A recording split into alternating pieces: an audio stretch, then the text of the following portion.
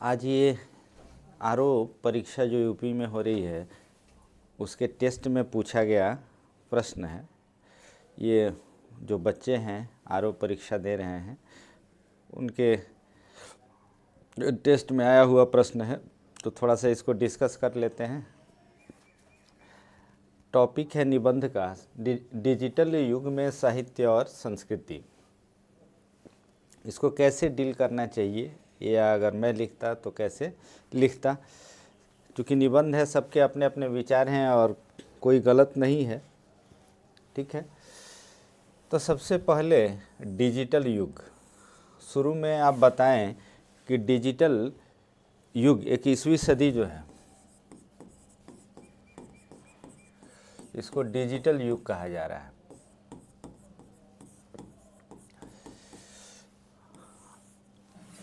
विज्ञान तकनीक का युग है। आप देख रहे हैं कि आप दिन रात सोशल मीडिया प्लेटफॉर्म्स या हर जगह हर तरह की तकनीकों का प्रयोग कर रहे हैं। अब इसमें साहित्य और संस्कृति किस तरह से प्रभावित है, सकारात्मक रूप से, नकारात्मक रूप से, क्या है आपकी दृष्टि। तो साहित्य और संस्कृति डिजिटल युग में कैसे अपने आप को बचाने के लिए संघर्ष कर रही है, इसके सकारात्मक पक्ष क्या है, नकारात्मक पक्ष क्या है, आइए देखते हैं। इसमें सबसे पहले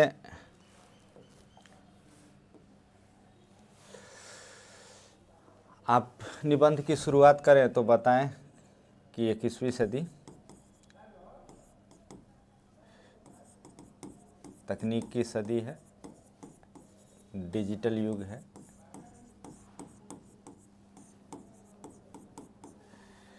इसने समाज के हर क्षेत्र पर प्रभाव डाला है।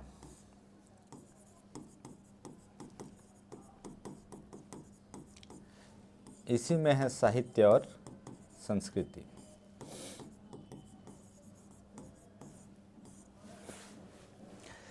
साहित्य क्या है, एक अगर आप आचार्य रामचंद्र शुक्ल के शब्दों में कहें तो साहित्य क्या है, तो अपने समय के यथार्थ को अभिव्यक्त करता है। तो इसमें साहित्य पर कई स्तरों पर प्रभाव पड़ेगा, यानी कि विषय के स्तर पर विषय क्या हो जाएंगे, इस समय के समाज को आप अभिव्यक्त करेंगे अपनी कविताओं में, कहानियों में, उपन्यासों में, निबंधों में, तो विषय पर प्रभाव पड़ेगा। दूसरा है कि साहित्य की शैली पर भी इसका प्रभाव पड़ा है। देख रहे होंगे आप डिजिटल युग में बच्चे बहुत शॉर्ट्स शब्द का LOL, MSG इस तरह के शब्दों का प्रयोग करेंगे, यानी कि भाषा पर भी इस डिजिटल युग का प्रभाव पड़ेगा। तीसरा है कि ये माध्यम पर भी प्रभाव डालता है, साहित्य के माध्यम पर, जैसे ई-बुक, आप अपनी रचनाओं को सीधे, अब इसके ETC विभिन्न ये है कि डिजिटल क्षेत्र का साहित्य की रचना पे एक पहुंचाने के माध्यम तक, पाठक या श्रोता तक आप सीधे पहुंच बना रहे हैं, सीधे पहुंच बना रहे हैं, ये इसका सकारात्मक पक्ष है, ठीक है। अब है कि ये हो गया कि साहित्य पे, इन चीज़ों पे सीधे न सीधे कहीं ना कहीं ये तकनीक प्रभाव डाल रही है। संस्कृति, आप जानते हैं कि अभी क्या है, वैश्वीकरण है, वैश्वीकरण का दौर चल रहा है। दुनिया क्या बन रही है, तो वैश्विक गांव बन रही है, ग्लोबल विलेज बन रही है। अब है कि इसमें विभिन्न संस्कृतियों का आदान प्रदान निरंतर चल रहा है और बहुत सहजता से चल रहा है तकनीक के माध्यम से। अब इसके दो पक्ष हैं, पहला पॉजिटिव ये है कि आप इससे क्या है कि पूरी दुनिया से जुड़ रहे हैं, वहाँ की संस्कृति को बेहतर तरीके से समझ रहे हैं। पहले दूसरे के माध्यम से आप समझते थे, आज आप सीधे जुड़ रहे हैं और ये बहुत सकारात्मक चीज़ है। दुनिया की अन्य संस्कृतियों से संपर्क, उनको जानने समझने के लिए डिजिटल माध्यम का उपयोग, ये बहुत सकारात्मक पक्ष है। आप देख रहे हैं। अब है कि इन चीज़ों का एक दूसरा पक्ष भी है। डिजिटल या तकनीक का एक दूसरा पक्ष भी है, वो नकारात्मक है। दूसरा पक्ष ये है कि दूसरा पक्ष इसका ये है कि जैसे जो मुद्रण क्षेत्र है साहित्य में, वो प्रभावित है, निगेटिवली प्रभावित है। जो पढ़ने की प्रक्रिया थी वो बदल गई है। अब आप पढ़ते हैं डिजिटल माध्यमों से। पहले किताब पढ़ते थे, फिर उसको अंडरलाइन करते थे, या ये कर सकते हैं तकनीक के माध्यम से, लेकिन वही चीज़ नहीं है जो आपके पास एक प्रिंटेड बुक होती थी। यानी कि ये कहीं ना कहीं माना जा रहा है ऐसा कि ये अस्थायित्व, आपके ज्ञान में अस्थायित्व की कमी आ रही है। पहले जो किताब पढ़ने से आप कंसंट्रेशन बनाते थे या जो समझ बनाते थे, वो आप जल्दीबाजी में पढ़ते हैं डिजिटल माध्यमों से और उसकी सही समझ नहीं बन पाती। तीसरा है कि अभिरुचि बदली है। जो साहित्य के प्रति अभिरुचि थी, उसको डिजिटल माध्यमों ने नकारात्मक रूप से प्रभावित किया है। अब लोगों की रुचि साहित्य में नहीं है, इतर माध्यमों में है ज़्यादा।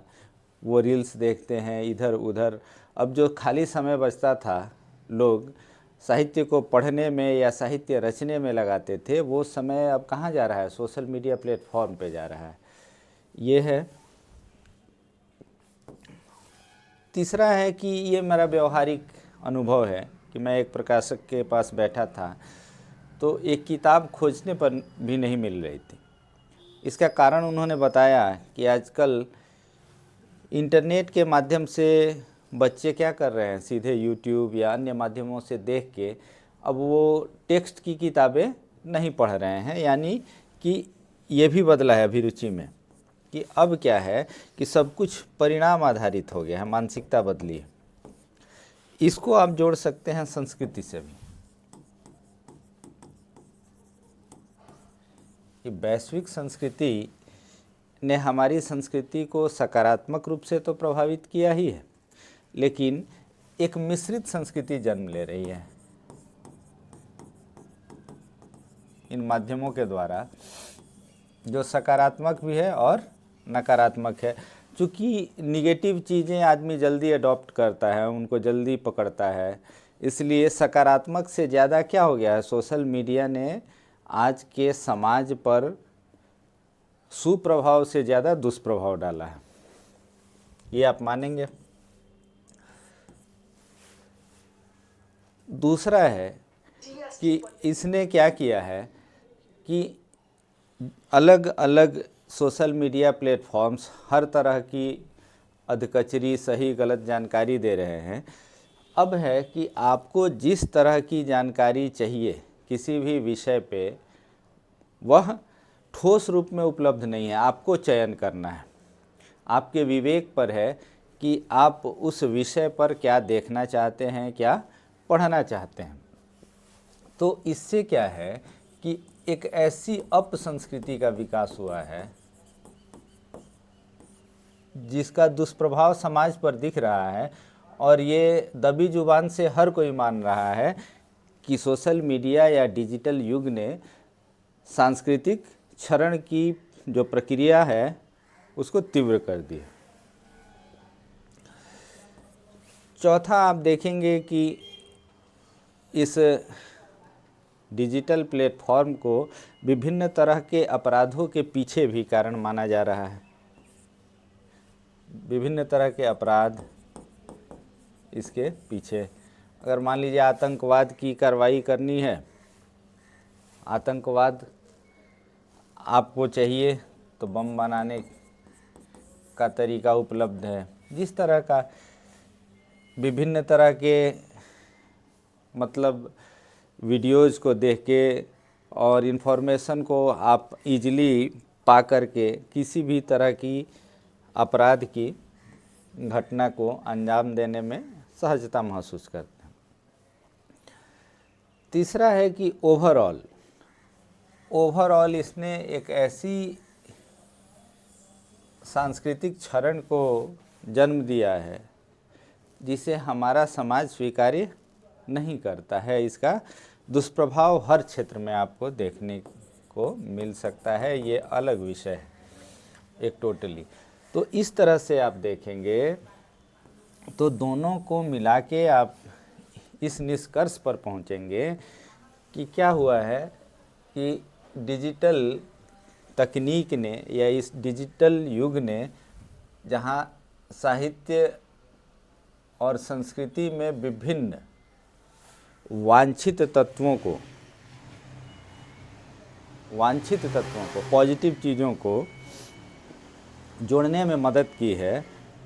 जैसे साहित्य में हो गया कि आप इजीली पहुंच सकते हैं, आप रचिए, पहले बहुत सारा पैसा खर्च होता था, आप इजीली एक फ़ोन के माध्यम से भी सीधे श्रोता या पाठक से जुड़ जाते हैं। तो इस तरह से संस्कृति में बहुत पॉजिटिव चीज़ें जुड़ी हैं, यानी कि आप कह सकते हैं कि इस तकनीक ने या डिजिटल युग ने साहित्य और संस्कृति को सकारात्मक रूप से भी प्रभावित किया है और नकारात्मक रूप से प्रभावित किया है। अगर इसका उचित प्रयोग किया जाए तो ये बहुत सकारात्मक चीज़ है, और अगर आप गलत ही चुनते हैं तो ये फिर नकारात्मक है। तो ये इसका पक्ष था जो आज पूछा गया था आपके टेस्ट में। तो अभी आपने बताया तो मैंने डिस्कस कर दिया। चलिए, अभी के लिए इतना ही। धन्यवाद।